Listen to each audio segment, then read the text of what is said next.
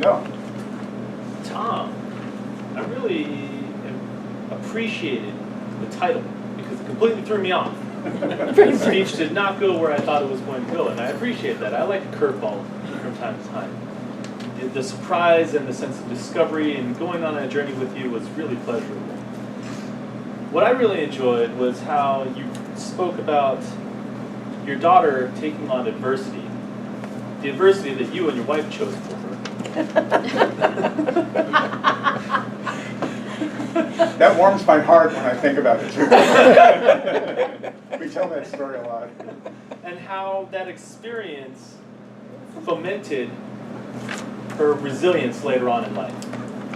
And the value of that being immeasurable. And you're absolutely right. I completely agree with you on how coddling people will cripple them.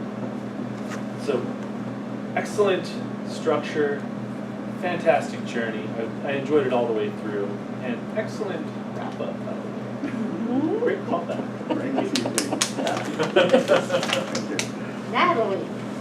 Tom, everything Shan said except for the part about the end, because I thought you actually undermined yourself. So you have this great speech about your daughter being resilient, but then the last line you gave is this little throwaway, just don't forget the toilet paper, like this, and it's like, what was that? Like you have this strong, empowering speech about her going 2 weeks without toilet paper and how great that was for her, and then you slip in this weak little closing line.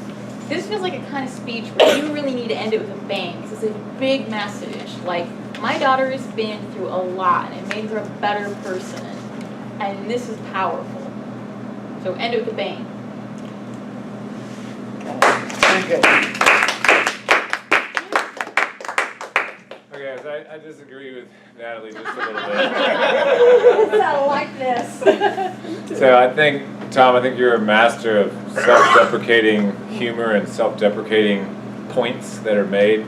And I like the way that the speech went from your daughter and back to ourselves, because I think that's a powerful thing to do that. And I think you could have made that stronger by inserting a bit about your own life in which you took a pass, and then you would turn it all back onto all of us, and we'd be like, oh yeah, that's right, I've done that too, now I need to get better. So that's what I saw. Gotcha. I'm going to jump in because I agree with that.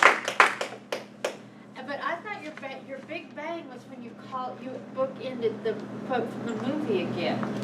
And I really think you should have just shut up at that point, to be honest with you. That was, when you brought that quote back, it was a really good way to end it. I love this speech. And, I can give you all the things that you need to improve on, but you know all those things because it's obvious you haven't spent as much time on this one as you do a lot of speeches. Please do it again because I think this is one that can be developed into an amazing speech.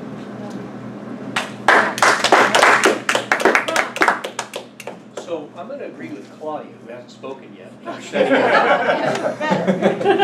Actually, I think this is one of the things I think is unfortunate in Toastmasters is they teach us that, make a point, tell a story, make a point, do it. It's like, I think this is actually a much more effective message-carrying device, where you basically have a related bookend, right? Opening, close. You're really clear on them, and then all you do is you tell us a really good story/stories. That's all you're doing. It's just a really good story because I'm convinced that story is what gets into the hearts and minds of the audience, and I think you're a very good storyteller. I think you could probably gussy up the front end and the back end to make them more effective, just by tightening them up and cleaning them up. But I mean, mostly this is a great structure for you, and you didn't use PowerPoint.